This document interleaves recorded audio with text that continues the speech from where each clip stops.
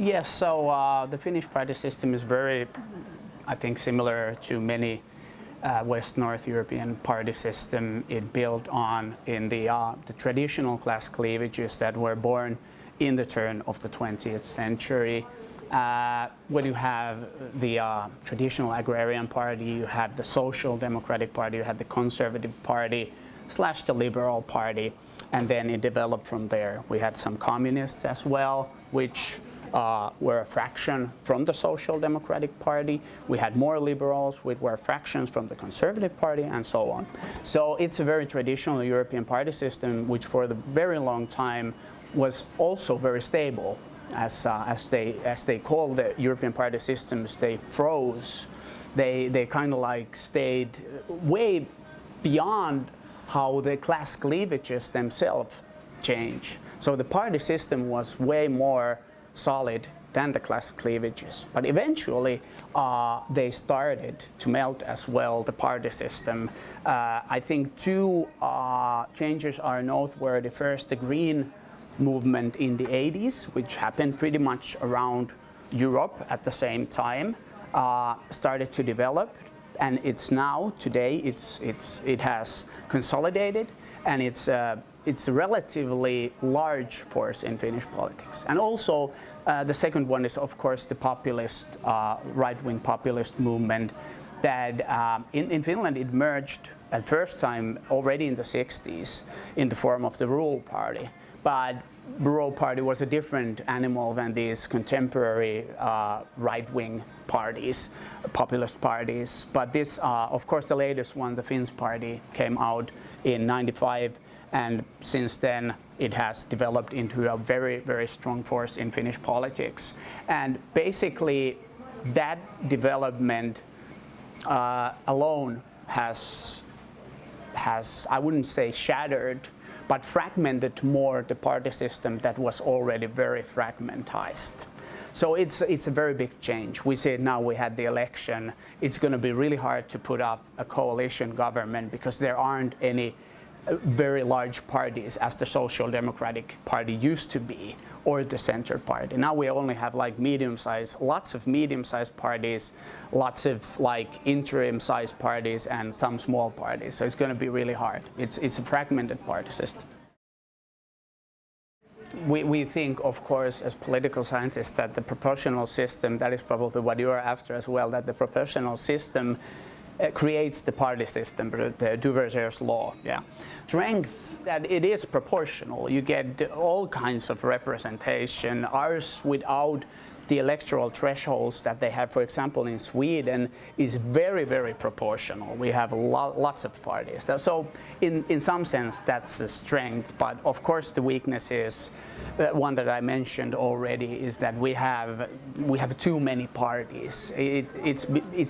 It used to be bad, and it is getting worse, because in a way, when you have too many parties, in some sort of way you get stability. It's because everyone has to cooperate with other one to build up a coalition government.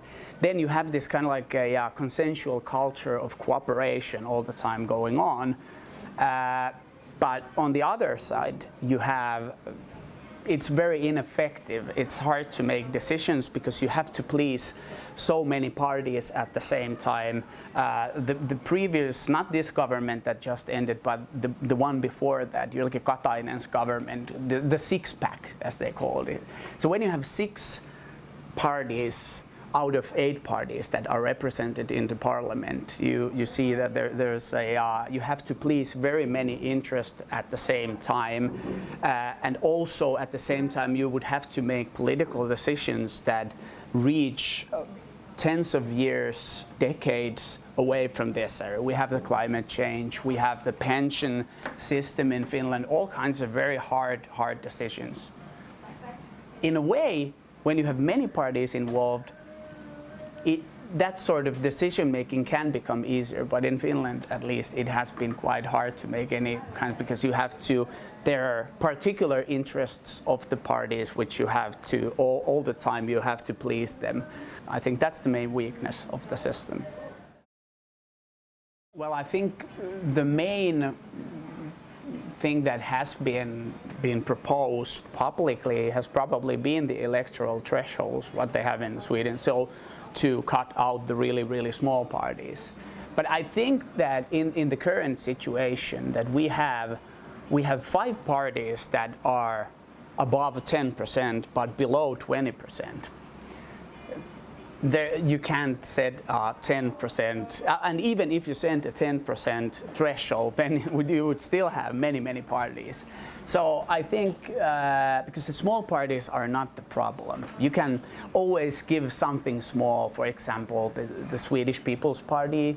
You make sure that the Swedish language stays at another national language that we have, and they are happy about that.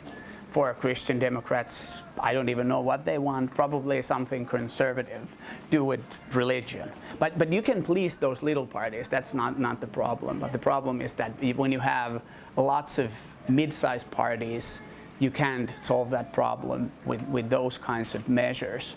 And to, well, of course, another solution that has been proposed is, of course, the block system that they have in Sweden. They have a multi-party system as well, but before the election, they have traditionally formed blocks. You have the left-wing and the right-wing block, to put it like very simply. So they team up before the election. They basically propose a program which will happen if we win, and they will stay together as a team. The Finnish coalitional system is completely different. Here no one says anything before the election, and after the election pretty much anyone can team up with anyone. So one solution that has been proposed is the block system, similar that is in Sweden. I think none of the major parties have been very interested in that, and there's a good reason why, because traditionally we had 3 large parties: the Center Party, which is the Agrarian Party or / Liberal Party, the Conservatives, the National Coalition Party, and the Social Democratic Party. And it used to be the way, you probably already know this, but 2 of them always made a coalition government. Since '87, even the Social Democrats and the Conservatives, who used to be the main rivals. So the idea was that always one of them sits in opposition and 2 of them forms a government.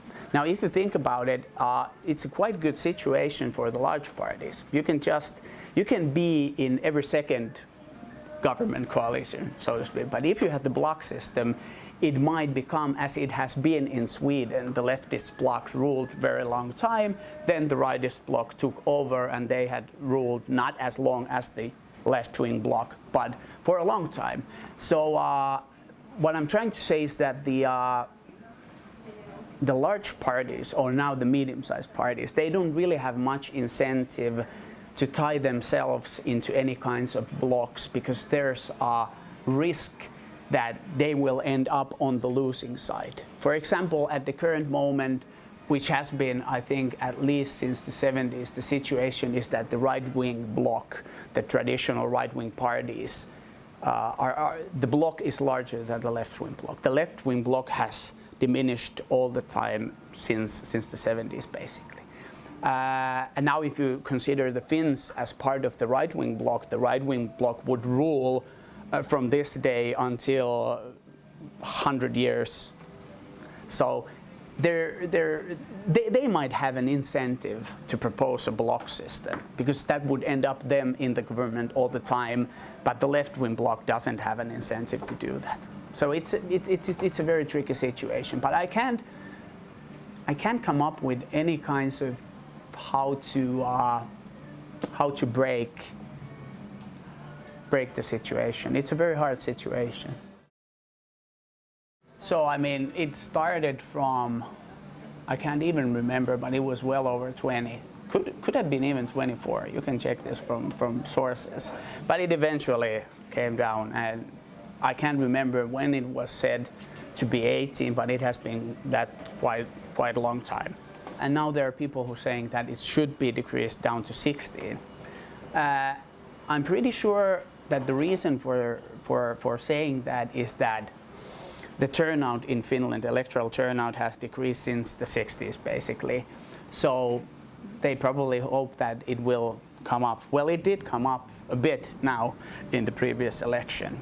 But on the question, what is my opinion on that? I have never really thought about that very much.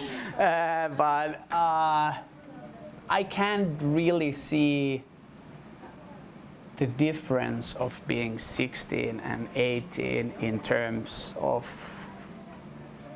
the elections. I used to study political socialization before I started studying political parties. And socialization as kind of like the process where you grow into the system and all the habits and things. It's, I mean, in the church elections, they already have it down to 16, and I think nothing really bad hasn't happened because of that. So I would probably say that I have nothing against the idea. I think nothing bad would happen about that. But also, I'm not very convinced that it would save the Finnish democracy if it even needs to be saved from anything.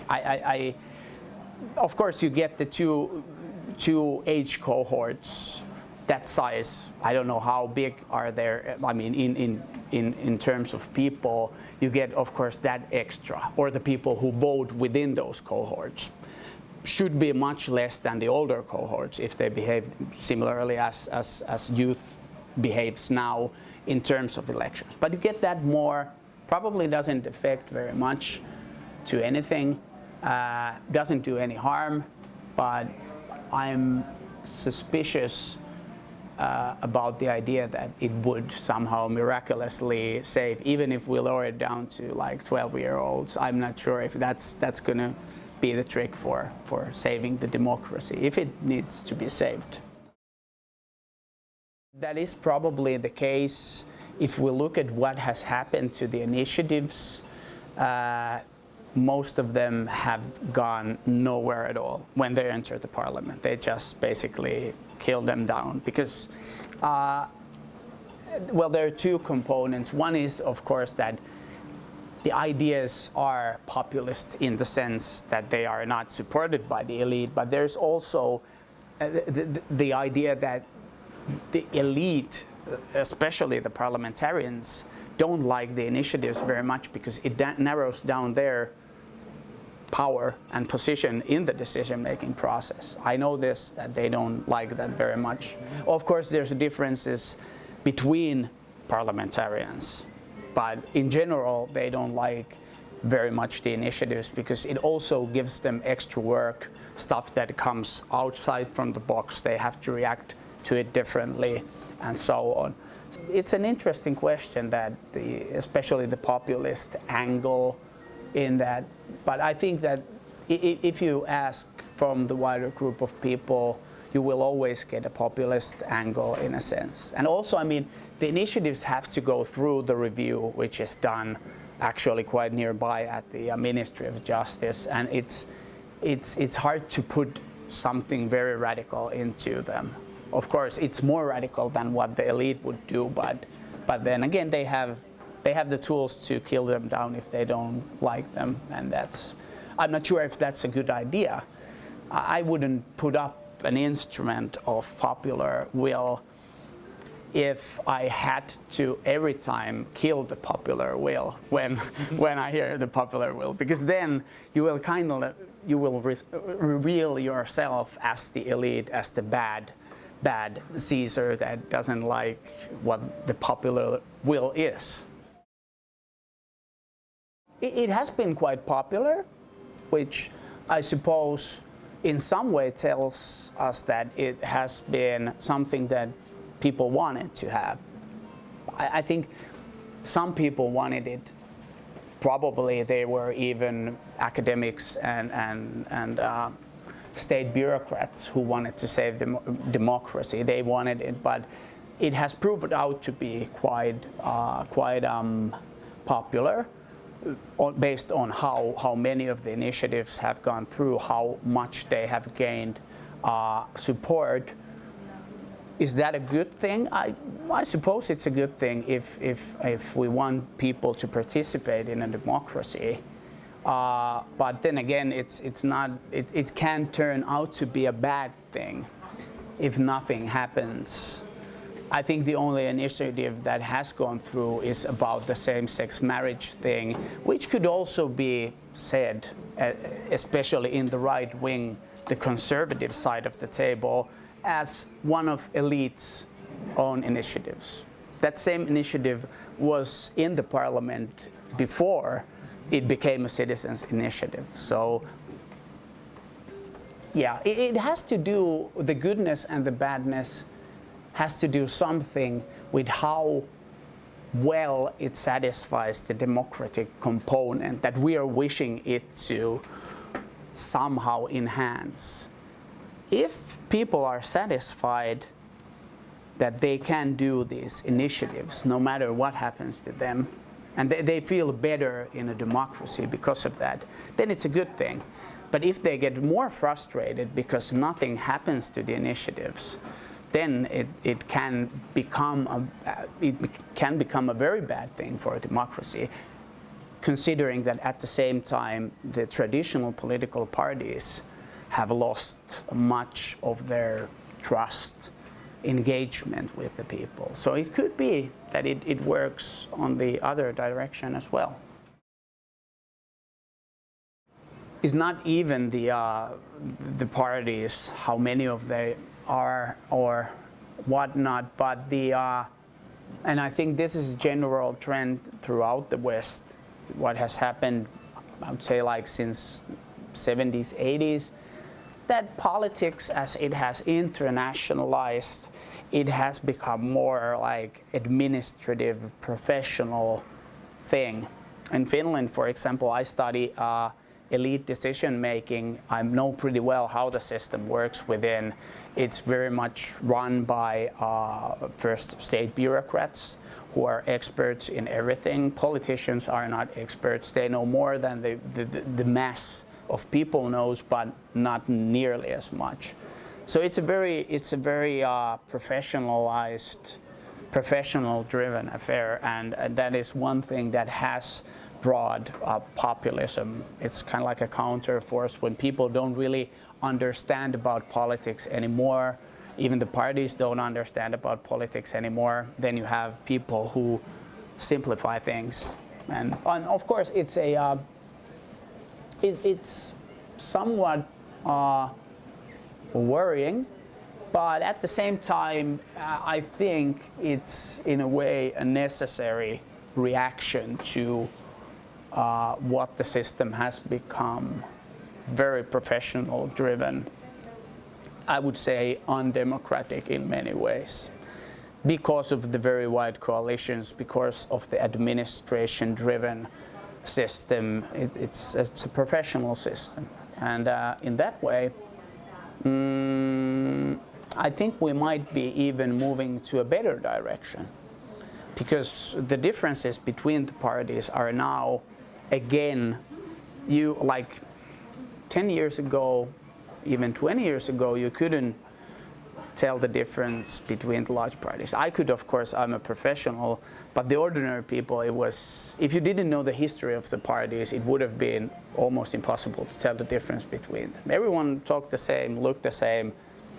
So we are going back to the time of I suppose the right word is polarization, which it's quite funny that 20 years ago people in Finland complained that politics has died from politics. Politics doesn't have any more politics. It only has administrative bureaucrats, all kinds of specialists, European unions and whatnot.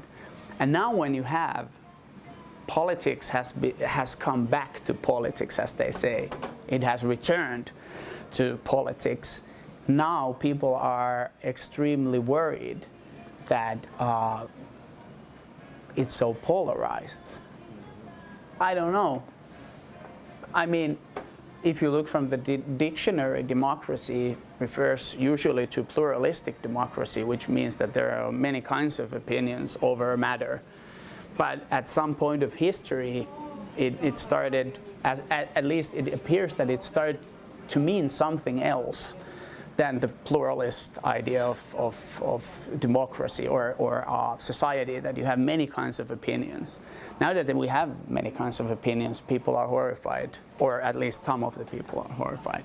I'm not sure it's a bad thing. I think it could be also interpreted as